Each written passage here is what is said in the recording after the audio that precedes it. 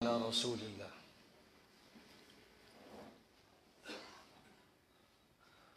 محترم بزرگوں اور بھائیوں، رحیم آباد میں ایک عرصے کے بعد آج ایک ایسا پروگرام منعقد کیا جا رہا ہے جس میں مسلمان بھی شریک ہیں، ہندو بھی شریک ہیں، اور دیگر مذاہب کے اگر لوگ یہاں ہوں گے تو ان کی بھی شرکت ہو رہی ہوگی یا انشاءاللہ ہوگی۔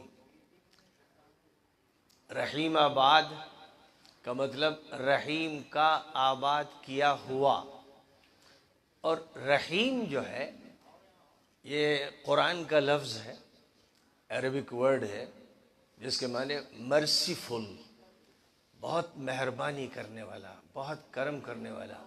یہ اللہ کے ایشور کے ناموں میں سے ایک نام ہے، اس کی ایک پہچان ہے کہ وہ مہربانی کرتا ہے، وہ نوازش فرماتا ہے، وہ لوگوں کو دیتا ہے، اور زندگی اور موت، نفع نقصان سب اس کے ہاتھ میں ہے۔ وہ پروردگار ہے، وہ سب کا مالک ہے۔ تو رحیم آباد اس اعتبار سے بڑا مبارک نام ہے، بڑا اچھا نام ہے۔ ملیح آباد بھی اچھا نام ہے، ملیح کے معنی خوبصورت کے ہوتے ہیں، تو گویا ایک ایسی آبادی جو خوبصورتوں کی ہے۔ اب خوبصورت کے لیے ضروری ہے کہ وہ خوب سیرت بھی ہو، اس کا کیریکٹر بھی اچھا ہو، شکل و صورت بھی اچھی ہو، تو سبحان اللہ، سونے پر سہاگا۔ بہرحال آج اس چھوٹی سی جگہ پر یہ پروگرام کیا جا رہا ہے، اور یہ ایک اچھی علامت ہے۔ اور اس سے پہلے کئی پروگرام ہماری جامعہ میں، ہمارے ادارے میں ہوئے ہیں، اور اسی طرح یہاں سے لے کر سہارنپور تک ہر ضلع میں بھی ہم لوگوں نے پروگرام کیے ہیں، کانپور میں بھی اور اجودھیا میں بھی اور لکھنؤ میں بھی، اور ملک کے مختلف صوبوں میں بھی یہ پروگرام ہوتے رہے ہیں۔ خود میں کشمیر سے لے کر کیرالہ تک اور بمبئی سے بنگال تک بار بار گیا ہوں، اور بار بار یہی میسج دیا ہے۔ ملک سے باہر امریکہ اور کینیڈا اور انگلینڈ اور ساؤتھ افریقہ اور افریقن کنٹریز اور ماسکو اور جاپان اور چائنا، سب جگہ مجھے جانے کا موقع ملا ہے، اور وہاں جا کر مجھے لیکچرز کے موقع ملے ہیں۔ تو بنیادی طور پر جو بات ہر جگہ کہی جاتی ہے، چاہے وہ کرسچنز ہوں، چاہے جیوز ہوں، ہندوز ہوں، جینیز ہوں، بدھسٹ ہوں، کسی بھی مذہب کے ماننے والے ہوں، ان سب سے ایک بنیادی بات یہ کہی جاتی ہے جس کا ہمارے ہاں قرآن پاک میں ذکر فرمایا گیا ہے کہ پوری انسانیت، تمام انسان ایک خاندان کے لوگ ہیں، اور ان سب کے ماں باپ ایک ہیں۔ قرآن میں ان کے لیے لفظ آدم کا استعمال کیا گیا ہے، بائبل میں ایڈم ہے، تو آدم اور ایڈم میں کوئی فرق نہیں ہے۔ اور جو سناتن دھرم کا لٹریچر ہے، اس میں بھی یہاں کی زبان میں ان کا تذکرہ کیا گیا ہے، اور ان میں اور آدم میں یا ایڈم میں اور حوا، جن کو ببلیکل لٹریچر میں کہا گیا ہے، کوئی فرق نہیں ہے۔ بہرحال اس دھرتی پر پہلے ایک انسان تھا، ایک مرد اور ایک عورت، اور اسی سے جو خاندان چلا ہے، اسی خاندان سے ایسٹ میں بھی اور ویسٹ میں بھی اور نارتھ میں بھی اور ساؤتھ میں بھی جو آبادیاں پھیلتی چلی گئیں، ان میں لوگوں کے مختلف خیالات اور نظریات ہوئے، لوگوں کی شکلیں اور رنگتیں بھی بدلیں، جیسے جیسے علاقے ہوتے ہیں، جیسی آب و ہوا ہوتی ہے، کہیں سردی بہت سخت، کہیں گرمی بہت سخت، اور پھر کہیں سے کوئی نسل ایسی ہے کہ جو بلیک ہو گئی، کوئی کلرڈ ہو گئی، کوئی وائٹ ہو گئی۔ یہ سب اس مالک کا کرشمہ ہے جو کریٹر ہے، جس نے پیدا کیا ہے، پہلے انسان کو پیدا کیا، اور مرد اور عورت کا وہ سلسلہ شروع کیا، جس سے یہ خاندان بڑھتا چلا گیا، پھیلتا چلا گیا۔ ہمارے ہاں ایک بات یہ کہی جاتی ہے کہ سب سے پہلا انسان جنت سے بھیجا گیا تو سری لنکا میں آیا، کوئی کہتا ہے کہ انڈیا میں، اور اس وقت تو سری لنکا بھی انڈیا کا حصہ تھا، تو سب سے پہلے اس کو یہاں اتارا گیا۔ اگر یہ بات ہے تو بہت بڑی بات ہے، جس کا مطلب یہ ہوا کہ آدمیت اور انسانیت کا سلسلہ انڈیا سے شروع ہوا، اور اس کے بعد پھر دنیا میں یہ سلسلہ پھیلتا گیا۔ ایسے ہم لوگوں کے یہاں دوسری بات جو کہی گئی ہے کہ مکہ مکرمہ میں جو عرفات نامی جگہ ہے، وہاں پر آدم کو اور حوا کو جنت سے اتارا گیا، اور پھر وہاں سے سلسلہ آبادی کا چلا جو بڑھتا چلا گیا۔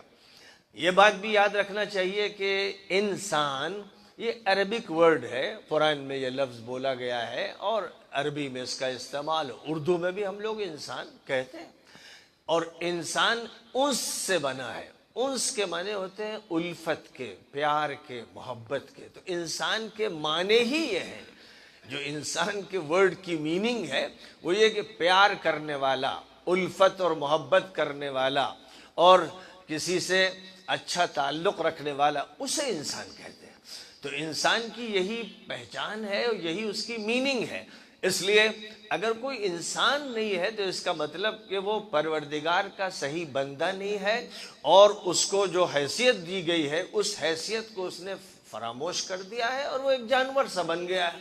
تو ظاہر ہے کہ دین جانوروں کے لیے نہیں اتارا گیا ہے، اور جو بھی کتابیں اللہ کی طرف سے آئی ہیں وہ جانوروں کے لیے نہیں آئی ہیں، جو لاز اور قانون آئے ہیں وہ جانوروں کے لیے نہیں آئے ہیں، یہ مینکائنڈ کے لیے آئے ہیں، ہیومینٹی کے لیے آئے ہیں، مانو کے لیے آئے ہیں۔ انسان کو یہ حیثیت دی گئی ہے، اس کو سب پر فوقیت دی گئی ہے۔ انسان پتھروں کو بھی کاٹتا ہے، اور دریا کو بھی پاٹتا ہے، اور جانوروں کو بھی اپنے قابو میں کر لیتا ہے، اور فضا میں بھی چھلانگ لگاتا ہے، اور جہاز بھی اڑاتا ہے، اور راکٹ بھی چلاتا ہے، اور زمین پہ گاڑیاں چلاتا ہے، اور چیزوں کی ایجاد کرتا ہے۔ یہ بات ظاہر ہے کسی بھی جانور میں نہیں ہے۔ اس کی جو نیچر بنا دی گئی ہے اس نیچر کے مطابق وہ پوری زندگی گزارتا ہے۔ اس کے لیے یہ نہیں ہوتا ہے کہ وہ دھیرے دھیرے علمی ترقی کرتے کرتے پی ایچ ڈی بن جائے، تو کوئی بھینس اور کوئی گائے اور کوئی گھوڑا پی ایچ ڈی ہولڈر ہو، اور کسی نے اچھا ریسرچ کیا ہو، وہ چاہے امریکہ کا ہو یا رشیا کا ہو، گھوڑا گھوڑا ہے اور گائے گائے ہے اور بیل بیل ہے۔ تو جو جانور کی نیچر ہے وہ رہتی، لیکن انسان کا حال یہ ہے کہ ایک انسان کسی چھوٹے سے گاؤں کا ہے، بالکل پڑھا لکھا نہیں ہے، لیکن بہرحال اس کے اندر جو شعور ہے، سمجھ ہے، وہ ایک انسان کی ہے جو تمام جانوروں سے بڑی ہے۔ لیکن یہی ترقی کرتے کرتے دنیا کی بڑی سے بڑی حکومت کا سربراہ بنتا ہے، بڑے سے بڑا اسکالر بنتا ہے، اور پی ایچ ڈی ہولڈر بنتا ہے، بڑا سے بڑا رائٹر بنتا ہے، اوریٹر بنتا ہے، اور تھنکر بنتا ہے، فلاسفر بنتا ہے۔ انسان کے اندر یہ صلاحیت رکھی گئی ہے۔ اس لیے مذہب انسان کو دیا گیا ہے، اللہ کی کتابیں انسان کے لیے آئی ہیں، پروفٹس انسانوں کے لیے آئے ہیں۔ یہ حقیقت ہمیں یاد رکھتے ہوئے یہ بات سوچنا چاہیے کہ اللہ نے قرآن میں جو لاسٹ بک ہمارے نزدیک ہے، اور واقعہ بھی یہ ایک ہسٹوریکل فیکٹ ہے کہ ویدوں کا ایک دور ہے، گیتا کا ایک دور ہے، اور اولڈ ٹیسٹمنٹ کا ایک دور ہے، نیو ٹیسٹمنٹ کا ایک دور ہے، بائبل کا ایک زمانہ ہے۔ ہزاروں سال پہلے یہ زمانہ گزرا، لیکن 1500 سال پہلے جو لاسٹ پروفٹ آئے، جن کو محمد صلی اللہ علیہ وسلم کے نام سے یاد کرتے ہیں، اور ان پر جو لاسٹ بک نازل ہوئی جس کو قرآن کہتے ہیں، ہمارا یہ عقیدہ ہے، یہ بلیف ہے، یہ نظریہ ہے کہ جو نبی محمد ہیں وہ سب کے نبی ہیں، صرف مسلمان قوم کے نہیں ہیں۔ ہم یہ نظریہ رکھتے ہیں، اور قرآن یہی کہتا ہے کہ محمد سب کے ہیں، ہندوؤں کے ہیں، جینیوں کے ہیں، بدھسٹوں کے، عیسائیوں کے، یہودیوں کے۔ وہ خود یہ کہتے تھے میں تم سب کے لیے ہوں، میں جو میسج لایا ہوں، لارڈ کا میسج لے کے آیا ہوں، ایشور کا جو سندیش لے کے آیا ہوں، وہ صرف عرب کے لیے نہیں ہے، وہ مکے کے لیے نہیں ہے، پوری دنیا کے لیے ہے۔ اور میں جو بات کرتا ہوں انسانیت کی کرتا ہوں، محبت کی کرتا ہوں، اخلاق کی کرتا ہوں۔ میں یہ کہتا ہوں کہ ہر انسان کو فکر کرنی چاہیے بڑوں کی عزت کرنا چاہیے، چھوٹوں کے ساتھ شفقت کرنا چاہیے۔ ماں کے پیروں کے نیچے جنت ہے، اور باپ کی رضا میں اللہ کی، ایشور کی رضا ہے۔ اور جو یتیموں کا ساتھ دیتا ہے، ان کی سرپرستی کرتا ہے، نبی نے کہا کہ وہ میرے ساتھ ہوگا۔ اور جو کسی بیوہ اور کسی پریشان حال اور کسی مسکین کا مددگار ہے، اس کا درجہ بہت بلند ہے، عام نماز پڑھنے والے سے زیادہ اس کا مقام ہے۔ یہ نبی کی تعلیمات ہیں، جن تعلیمات پر عمل کم ہوتا چلا جا رہا ہے، اور نفسی کا عالم ہے کہ ہر آدمی کو اپنی فکر ہو گئی ہے۔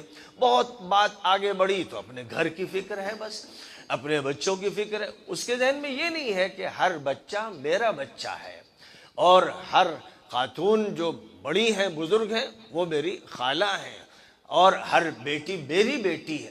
یہ حضرت محمد صلی اللہ علیہ وسلم نے نہ صرف بتایا، خود عمل کر کے دکھایا۔ اور مکے والے اسی حیثیت سے آپ کو جانتے تھے کہ آپ ہر غریب، ہر مسکین، ہر پریشان حال، ہر بیوہ، ہر یتیم پر شفقت کرنے والے اور اس کی مدد کرنے والے تھے۔ کوئی بے روزگار ہوتا تو آپ فکر مند ہو جاتے کہ اس کو روزگار سے کیسے لگائیں، اور کوئی پریشان حال ہوتا تو اس کی مدد کیسے کریں، یہ آپ کا مشن تھا۔ لوگ مشکل یہ ہے کہ وہ ہسٹری بھی نہیں پڑھتے، اور آخری نبی کی، جس کو ہم سیرت کہتے ہیں، جو ان کی لائف سے متعلق کتابیں لکھی گئی ہیں، ان کو پڑھنے کی ضرورت ہے۔ وہ ہندی میں بھی ہیں، وہ انگلش میں بھی ہیں، دنیا کی تمام زبانوں میں وہ کتابیں موجود ہیں۔ چاہیے کہ وہ کتابیں سب تک پہنچیں، کیونکہ نبی کا یہ کہنا ہے کہ میں سب کے لیے ہوں، اور قرآن کہتا ہے کہ میں سب کے لیے ہوں۔ میں مسلمانوں کی کتاب نہیں ہوں، صرف دنیا بھر کے انسانوں کے لیے مانوتا کی کتاب ہوں، مینکائنڈ کی کتاب ہوں۔ میں کالے اور گوروں کے لیے ہوں، امیر و غریب کے لیے ہوں، سب کے لیے ہوں۔ تو جب قرآن یہ کہہ رہا ہے تو یہ مسلمانوں کی کمی ہے کہ انہوں نے یہ بات پہنچائی نہیں۔ یہ میسج موجود ہے، 1450 سال گزر گئے، اس میسج پر جو لکھا ہوا ہے پڑھتے ہیں لوگ، قرآن پڑھ رہے ہیں تو اسے پڑھ رہے ہیں، لیکن مشکل یہ ہے کہ اکثر مسلمان خود نہیں سمجھتے کہ قرآن میں لکھا کیا ہوا ہے، بس پڑھ لیتے۔ تو ضرورت ہے کہ اس سے واقفیت حاصل ہو کہ نبی سب کے ہیں، قرآن سب کا ہے، اور ایشور سب کا ہے، کریٹر سب کا ہے، رب العالمین سب کا رب ہے۔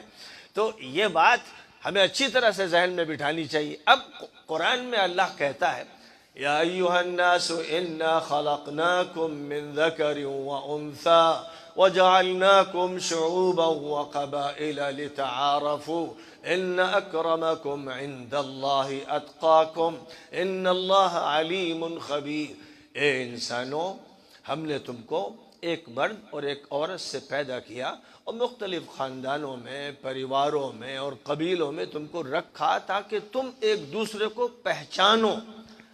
تمہیں الگ الگ رنگ دیا، اور تمہارے اندر اتنا فرق رکھا تمہاری پہچان کے لیے کہ تمہاری انگلیوں کی لکیریں سب کی الگ ہیں۔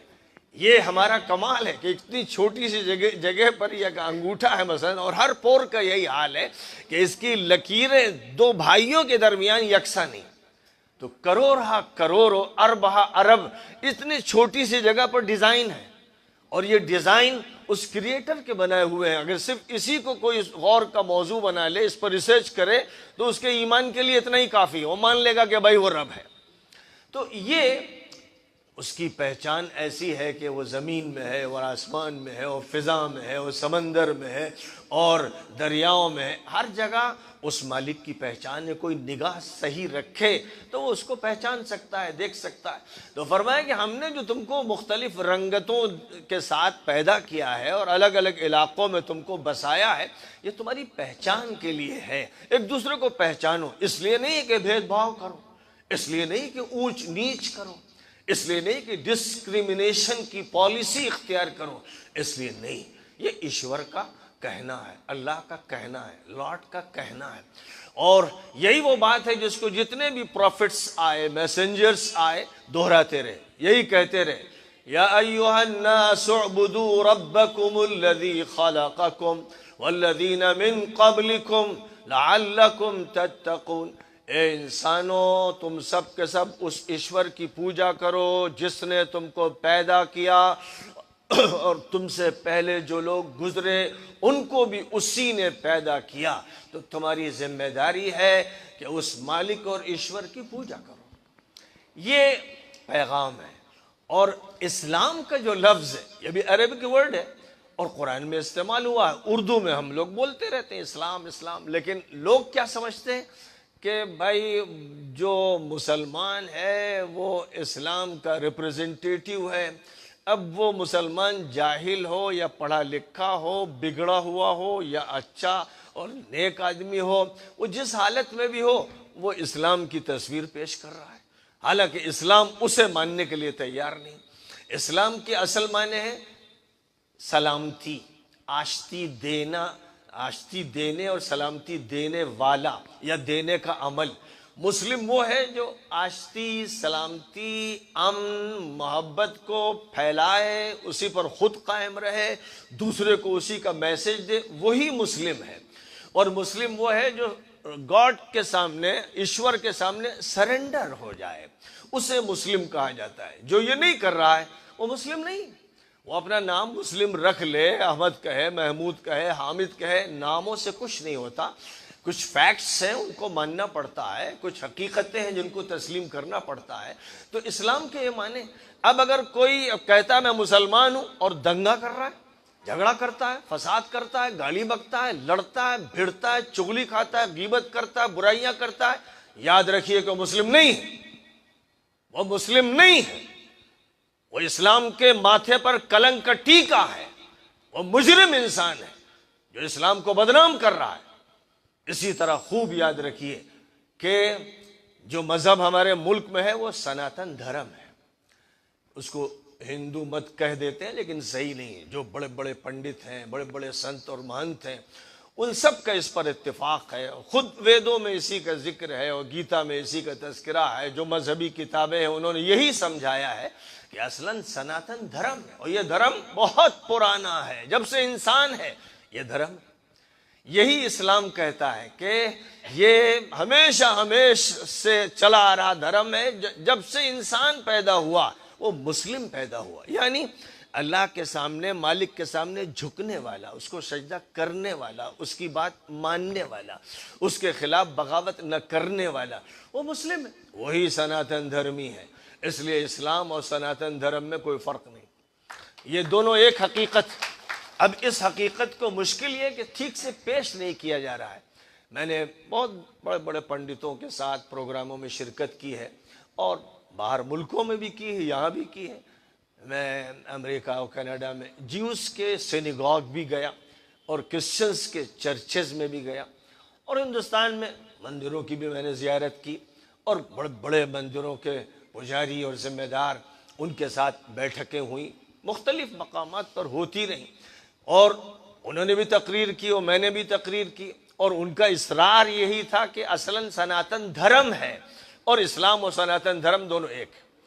اس لیے ہم کو اصلاً اگر ہم صحیح طور پر غور کریں تو متفق ہونا چاہیے۔ ایک تو وہ بات کہ ایشور سب کا ایک ہے اور ساتھ ساتھ سب بھائی ہیں، یعنی ایک خاندان کے ہیں اصلاً، اسی کو اس مالک نے پھیلایا اور دنیا کے مختلف ملکوں میں وہ بڑھتا چلا گیا، پھیلتا چلا گیا۔ اس اعتبار سے شاخیں جتنی ہوں اور جتنی پھیل جائیں، درخت ایک ہے، تنا ایک ہے، جڑیں اس کی ملی ہوئی ہیں، لہذا ہمیں ان جڑوں کو بھی دیکھنا ہے، اس تنے کی حفاظت کرنا ہے اور ان شاخوں کی حفاظت کرنا ہے۔ جس شاخ کو آپ کاٹ دیں گے وہ سرسبز اور شاداب نہیں رہے گی، سوکھ جائے گی اور جلانے کے قابل ہو جائے گی۔ اس لیے جو بھی اس درخت سے کٹ جاتا ہے، جو مانوتا کا درخت ہے اور جو ہیومینٹی کا درخت ہے، انسانیت کا درخت ہے، یہی وہ درخت ہے جو ہمیں اپنے آدم اور حوا سے جوڑتا ہے، یہی وہ درخت ہے جس کی وجہ سے ہمارا ایشور سے تعلق ہوتا ہے، لاٹ سے ہمارا تعلق ہوتا ہے، اور ہم اس کی وندنا اور پوجا کرنے کے لائق بنتے ہیں۔ اس درخت سے کٹنے کا مطلب یہ ہوا کہ ہم بیکار ہو گئے، ہماری کوئی حیثیت نہیں رہے گی۔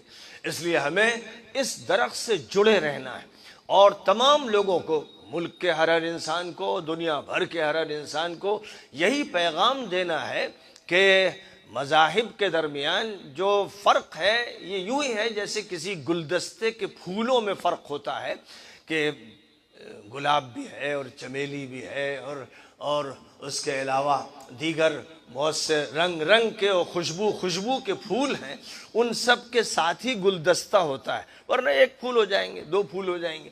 لہذا گلدستہ، مذاہب ایک گلدستہ بناتا ہے، اور اس گلدستے کو محفوظ رہنا چاہیے۔ آپ کی پوجا کا طریقہ الگ ہے اور کسی کی پوجا کا طریقہ الگ ہے، اس کی وجہ سے کوئی جھگڑا جائز نہیں، جھگڑا اس بنیاد پر نہیں ہو سکتا۔ اسلام کی طرف سے یہ حکم ہے کہ کسی سے لڑائی اس لیے نہیں ہوگی کہ وہ عیسائی ہے، یہودی ہے یا ہندو ہے، جینی، ہرگز نہیں۔ ہاں کسی سے مقابلہ ہوگا تو اس وجہ سے کہ وہ ظالم ہے، وہ ظلم کر رہا ہے۔ ٹکراؤ ظالم اور مظلوم کا تو ہوگا، اور ظالم کا ہاتھ پکڑنے کا حکم ہے اور مظلوم کی مدد کرنے کا حکم ہے۔ یہ کہا گیا ہے کہ مظلوم کی مدد کرو جس پر زیادتی ہو رہی، اور جو ظلم کر رہا ہے اس کا ہاتھ پکڑ لو کہ وہ ظلم نہ کرنے پائے۔ یہ ہے جو تعلیم ہے، اور اس میں ظاہر ہے کہ جو سناتن دھرمی ہے وہ بھی اتفاق کرتا ہے، جو کرسچن ہے وہ بھی اتفاق کرتا ہے، لیکن وہ اپنی اس حیثیت کو بھول جاتا ہے جب آپس میں لڑنے لگتا ہے مذہب کی بنیاد پر۔ تو مذہب لڑائی کی بنیاد نہیں، مذہب جھگڑے کی بنیاد نہیں، مذہب رنگا رنگ کی عقیدتیں ہیں، رنگا رنگ کی عبادتیں ہیں، اور ان کی اجازت دی گئی۔ اسلام نے یہ نہیں کہا ہے کہ کوئی دوسرے مذہب کا ہے تو پھر اس کے مذہب کو ختم کر کے دم لینا ہے، یا جو دوسرے مذہب کا ہے اس کو تسلیم نہیں کرنا ہے، بالکل نہیں۔ 1450 سال سے جہاں جہاں اسلام گیا، ایران میں گیا، تاجکستان گیا، ازبکستان گیا، قرغیزستان گیا، اور دنیا بھر کے ہندوستان میں آیا، اور کہاں کہاں گیا، کہیں پر بھی یہ نہیں ہوا کہ جو دوسرے مذہب کے لوگ ہیں ان کی جو عبادت گاہیں ہیں ان کو نقصان پہنچایا جائے، اور جس نے یہ نقصان پہنچایا تو وہ اسلام کا صحیح نمائندہ نہیں، وہ پھر اسلام کا صحیح نمائندہ نہیں۔ جو اسلام کے صحیح نمائندہ ہیں انہوں نے ان کی چیزوں کو باقی رکھا اور ان کو مواقع فراہم کیے کہ وہ اپنی آبادی میں امن کے ساتھ رہیں، عافیت کے ساتھ رہیں، اپنی عبادت کریں، اپنے پرسنل اللہ پر عمل کریں، ان کے ساتھ کوئی ٹکراؤ نہیں۔ ہاں کوئی زیادتی نہ کرے، کوئی ظلم نہ کرے، اس لیے کہ ظاہر ہے کسی بھی ملک کا قانون اس کی اجازت نہیں دیتا ہے کہ کوئی کسی پر زیادتی کرے۔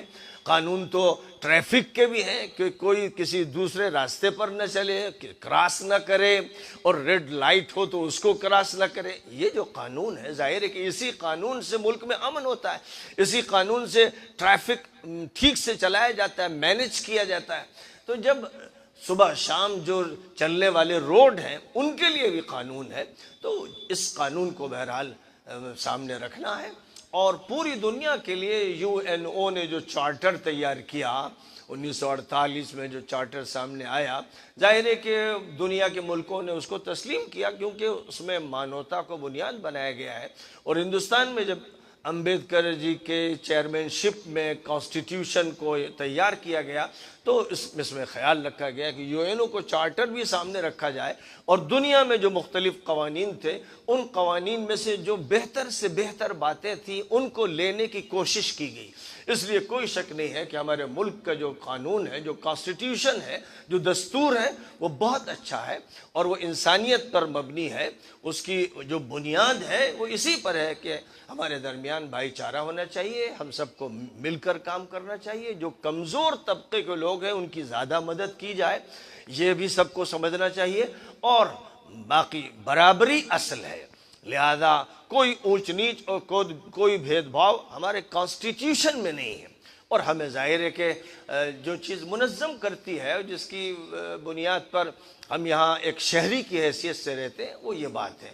اس لیے میرا یہ کہنا ہے کہ جو مذہب سے تعلق رکھتے ہیں اور مذہب کے نمائندہ ہیں، خاص طور پر جو مندر کے ذمہ دار ہیں، جو گردوارے کے ہیں، جو کسی چرچ کے ہیں، جو کسی سینیگاگ کے ہیں، ان کو چاہیے کہ وہ آپس میں مل جل کر پروگرام کریں۔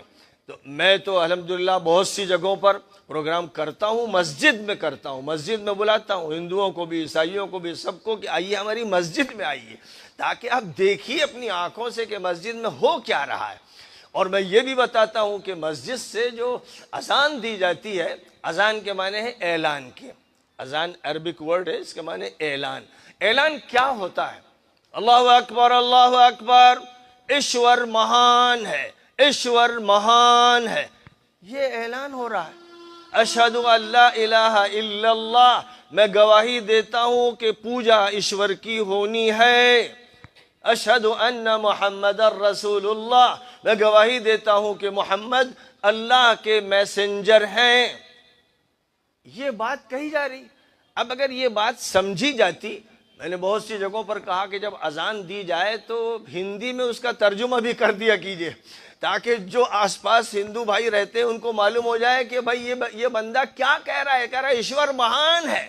تو اب ظاہر ہے کہ جو چائے پی رہا ہوگا تھوڑی دیر ٹھٹک جائے گا، جو لیٹا ہوگا وہ عزت کے لیے بیٹھ جائے گا کہ ایشور کی بات ہو رہی، ایشور کی پوجا کی بات ہو رہی، اس کے لیے بلایا جا رہا ہے۔ تو مسجد تقسیم نہیں کر رہی، مسجد کسی کو روک نہیں رہی۔ اور میں نے تو جیسے بتایا کہ یہ کہا رمضان میں بڑی بھیڑ ہوتی ہے، بہت کثرت سے لوگ آتے ہیں، اور افطار ہوتا ہے جب مغرب کا وقت ہوتا ہے، سن سیٹ کا، اس وقت خاص طور پر دن بھر روزے کے بعد لوگ کھاتے ہیں۔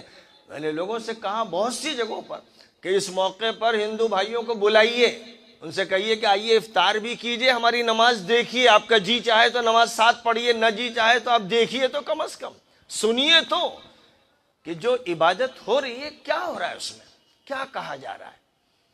تو یہ سب چیزیں ہیں جن کی بڑی ضرورت ہے، کیونکہ علم کی کمی جو ہے اس نے بڑی مصیبت ڈھائی۔ اور پھر دوسری بات یہ ہے کہ ہمارا جو میڈیا ہے اس کا رول بڑا نگیٹو ہے۔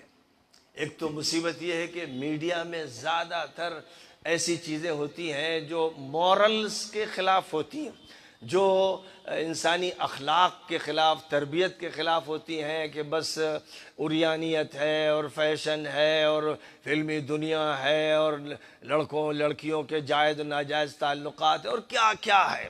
بہرحال ایسا لگتا ہے کہ شیطان پورا اس پر غالب آ گیا ہے۔ ایک طرف تو یہ ہے، اس کے بعد پھر نفرت کی باتیں ہوتی ہیں۔ تو نفرت کا کیا موقع ہے بھائی؟ یہ کہاں سے میڈیا میں نفرت آ گئی؟ ہونا ہی چاہیے تھا، حکومت کی ذمہ داری ہے کہ اگر کوئی بھی اینکر نفرت کی بات کر رہا ہے تو فوراً اس کو ہٹا دیا جائے، اس پر پابندی لگائی جائے۔ اگر یہ حکومت یہ کرے، کیونکہ حکومت کا کام یہ ہے کہ وہ سرونٹ آف دی نیشن ہو۔ ہمارے ہاں محمد صلی اللہ علیہ وسلم نے، نبی صلی اللہ علیہ وسلم نے فرمایا کہ جو حاکم ہوتا ہے، تمہارا جو گورنر ہو، پرائم منسٹر ہو، چیف منسٹر ہو، اس کو سمجھنا چاہیے کہ وہ سرونٹ ہے، سرونٹ آف دی نیشن ہے۔ وہ لوگوں کے سر پہ نہیں ہے، لوگوں کے ساتھ ہے، انہی میں سے آیا ہے، انہی کی طرح ہے، انہی کی خدمت کرنے کی ذمہ داری اس کو دی گئی ہے، اور اس کو انصاف کرنا ہے، ہر حالت میں انصاف کرنا ہے۔ اگر یہ انصاف ذہن میں ہو اور ویلیوز جو ہے، مورل ویلیوز، ان کی فکر ہو، یہ خیال ہو کہ کسی بچی کی عزت نہ لوٹی جائے، کسی ماں کی بے عزتی نہ ہو، کسی باپ کی بے عزتی نہ ہو، کسی بچے کے ساتھ برا سلوک نہ ہو، اگر یہ بات ہمارے ذہنوں میں بیٹھی ہو اور ہم اسی کے لیے ایجوکیشنل کورسز بھی چلائیں اور میڈیا کا بھی استعمال کریں، تو یہ میڈیا تربیت کا ذریعہ بن جائے گا، اور یہ میڈیا رحمت بن جائے گا، اور اس میڈیا سے کتنی اچھی اصلاح ہوگی، اور لوگ شوق سے صبح سے دیکھیں گے کہ اس کو دیکھنے سے اور سننے سے ہمارے بچوں کی اچھی تربیت ہوگی۔ کام یہ ہونا چاہیے۔ اور جو غلط باتیں پیش کر رہا ہے میڈیا میں یا نفرت پیدا کر رہا ہے، اس پر لازماً پابندی لگائی جانی چاہیے۔ اتنی چھوٹی سی جگہ سے، یہ چھوٹی سی جگہ ہے، لیکن اس چھوٹی سی جگہ سے میں یہ کہہ رہا ہوں، مودی جی سے کہہ رہا ہوں، میں یوگی جی سے کہہ رہا ہوں کہ عدل و انصاف کی وہ حکومت قائم کیجئے کہ جس کو صحیح معنی میں رام راج کہا جا سکے، اور اس کے بعد تمام انسانوں کے اندر مورل ویلیوز پیدا کی جائیں، اور جو بھی اس سے ہٹانے کی کوشش کرے یا نفرت پیدا کرے اس کا لائسنس لے لیجئے، اس پر پابندی لگائیے۔ یہ ضروری ہے۔ اس کے بغیر کسی ملک میں نہ امن باقی رہتا ہے، نہ اچھے تعلقات ہوتے ہیں، اور نہ پالیٹکس صحیح ہوتی ہے۔ اس لیے بہرحال ہم سب کو چاہیے کہ ہم اس کا مطالبہ سب مل کے کریں۔ یہ سارے ہندو مسلم سکھ عیسائی حکومت سے مطالبہ کریں۔ لوگ دھرنے دیتے ہیں اپنی اپنی ضرورتوں کے لیے، اپنے مفادات کے لیے۔ آج کل کسانوں کے بھی زبردست دھرنے چل رہے ہیں، لیکن اپنے طبقے کے مفاد کو اور انٹرسٹ کو دیکھا جا رہا ہے۔ پوری قوم کا جو انٹرسٹ ہے کہ پوری قوم شانتی سے رہے، محبت سے رہے، بھائی چارہ پیدا ہو، کوئی ٹکراؤ نہ ہو، کوئی لڑائی نہ ہو، یہ اصل موضوع ہونا چاہیے تھا، یہ سبجیکٹ ہوتا اور اس پر ساری توجہ ہوتی تو روز روز کی ریلی نہ ہوتی، احتجاج یا مظاہرے نہ ہوتے، بلکہ لوگ ملتے اور آپس میں سب کے تعلقات ہوتے اور سب کی خوشی میں اور غمی میں شرکت ہوا کرتی۔ اس لیے ہم سب کو چاہیے، اگر واقعی شعور ہوتا ہے تو سارے لوگ، ہندو، مسلمان، سکھ، عیسائی، سب اکٹھا ہو جاتے کسی ایسی جگہ پر کہ جہاں پر ہمارا حاکم ہے، چیف منسٹر کے ارد گرد وہ اکٹھا ہو کے کہتے کہ کوئی بات اخلاق کے خلاف نہ ہونے دی جائے، نشے کو بند کیا جائے، شراب پر پابندی لگائی جائے، فحاشی اور عریانیت کا خاتمہ کیا جائے، محبت اور بھائی چارے کو عام کیا جائے، پریم کو پیدا کیا جائے، سب کے ساتھ صحیح اور برابر کا سلوک کیا جائے۔ یہ مطالبے کبھی ہوتے دکھتے نہیں۔ 1947 سے ایک بھی ریلی اس کے لیے نہیں نکلی۔ ظاہر ہے کہ جب عوام بگڑ جائیں گے، عوام کا ذہن بھی ایسا ہو جائے گا کہ کرپشن اصل ہوگا اور ہر آدمی یہ چاہے گا کہ میرا انٹرسٹ پورا ہو جائے، میں اپنا فائدہ اٹھا لوں، تو پھر سدھار نہیں آئے گا، پھر ہماری سوسائٹی بگڑی رہے گی، سماج بگڑا رہے گا، کسی کو راحت نہیں ملے گی۔ ہاں بھئی، جس کے پاس دولت آ گئی وہ چند دن کی مستیاں کر لے گا، لیکن اکثر و بیشتر جو دولت مند خوب اللے تللے دولت خرچ کرتے ہیں، ان کی اولاد برباد ہو جاتی ہے، ان کی قسمت پھوٹ جاتی ہے، ان کا انجام اچھا نہیں ہوتا ہے۔ وہی آدمی سعادت مند ہوتا ہے، خوش بخت ہوتا ہے، اس کی قسمت اچھی ہوتی ہے جو پیسہ کمائے تو غریبوں کی مدد کرے، اپنی ضرورت پوری کرے، لیکن اس کو فکر ہو کہ ہم دوسروں کے کام آ جائیں۔ یہ انسان ہے، یہ ہے جو نبیوں کی نمائندگی کرنے والا ہے۔ ایسے افراد کو پیدا کرنے کی ضرورت ہے۔ بہت مبارک ہو کہ آج رحیم آباد میں چھوٹا سا جلسہ ہوا، ملیح آباد میں آصف بھائی، اوصاف بھائی ایک بڑا جلسہ کیجئے، ایک عظیم الشان پروگرام، اور جتنے بھی آس پاس کے گاؤں ہیں، میری درخواست ہے جتنے حضرات یہاں بیٹھے ہوئے ہیں کہ ایک مرتبہ ہر مہینے کم از کم ایک پروگرام ہونے چاہیے۔ یہ موومنٹ ہے، یعنی سال میں ایک رسمی پروگرام ہو گیا، یہ تو صحیح بات نہیں ہوتی ہے، یہ ایک موومنٹ ہے۔ اس موومنٹ کے لیے ضروری ہے کہ ایک بستی میں ایک مہینے کے بعد، پھر دوسری بستی میں، پھر تیسری بستی میں، اس طرح ایک چین بن جائے اور یہ پروگرام مسلسل چلتے رہیں۔ ہم لوگ اس علاقے کو پہلے کور کر لیں، پھر سندیلہ اور ہردوئی اور آگے تک جاتے رہیں گے، ادھر اجودھیا تک جائیں گے، اور ادھر رائے بریلی اور سلطان پور اور پرتاپ گڑھ تک کئی مرتبہ پروگرام ہوئے ہیں وہاں، لیکن یہ کہ مسلسل ہونے چاہیے۔ اگر اس کی ذمہ داری ہندو، مسلم، سکھ، عیسائی سب لے لیں، یہ نہیں کہ میں دعوت دوں، آپ دعوت دیجئے، میں آپ کو مسجد میں بلاتا ہوں، آپ مجھے مندر میں بلائیے، آپ گردوارے میں بلائیے، آپ چرچ میں بلائیے، تاکہ ہم لوگ مذہب کی جگہ جہاں ایک ایشور کی پوجا ہو رہی ہے، ہونی چاہیے، سب لوگ مل کے بیٹھیں کہ ہم لوگ ایک خاندان کے، ہمارے درمیان رشتہ ہے، ہمارے ماں باپ شروع سے ایک ہے، اور جتنے بھی میسنجرز آتے رہے وہ ریفارم کے لیے آتے رہے، اور جن کو ہم آخری نبی مانتے ہیں ان کو سب کا مانتے ہیں، صرف مسلمانوں کے نبی نہیں۔ اور اسی طرح قرآن کو ہم صرف مسلمانوں کی کتاب نہیں مانتے ہیں، بلکہ تمام انسانوں کی کتاب ہے، سب کو پڑھنا چاہیے، سمجھنا چاہیے۔ یہ ہمارا نظریہ ہی نہیں، یہی عقیدہ ہے، اور اس عقیدے کو اگر ہم چھوڑ دیں تو ہم مسلمان نہیں رہیں گے۔ مسلم وہی ہے جو اس عقیدے کو مانے۔ اس لیے پھر یاد رکھیے کہ سناتن دھرم بھی یہی سکھاتا ہے۔ تو اسلام اور سناتن دھرم میں دوری نہیں ہے۔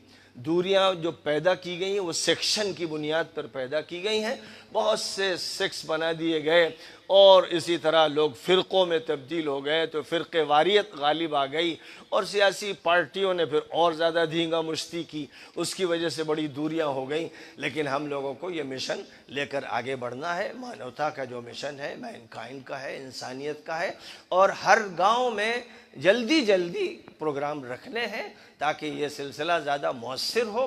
صرف ایک روایتی جلسہ سال میں 6 مہینے میں کر لینا کسی ایک جگہ پر، یہ درست نہیں ہے۔ اس لیے میری درخواست ہے آپ سب حضرات سے کہ آپ سب اس میں ایک جلسے کی نیت کر لیں کہ ایک جلسہ تو میں کروں گا، ایک جلسہ کم از کم میں کروں گا۔ اس طرح سے اسی جلسے سے میں سمجھتا ہوں 10 جلسے تو پیدا ہی ہو جائیں گے، اور پروگرام آگے بڑھے گا، تحریک آگے بڑھے گی، تعلقات ہمارے اچھے ہوں گے، اور ہندوستان میں شاید ہم لوگ کچھ اچھی خدمت کر سکیں۔